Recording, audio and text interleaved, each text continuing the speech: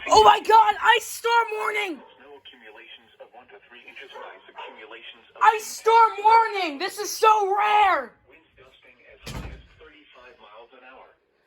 Power outages and tree damage are likely due to the ice. Travel could be nearly impossible. The hazardous conditions could impact the morning or evening commute. Wind chills will likely fall to near or below 0 degrees Friday night into Saturday morning. Oh my god. Travel is strongly discouraged. If you must travel, keep Ice extra storm flashlight, warning. food and water in your vehicle in case of an emergency. Prepare for possible power outages. Additional information can be found at www.weather.gov/ILN, as well as on our Facebook and Twitter pages. Oh my god, ice storm warning. That's so rare. It's one of the rarest alerts.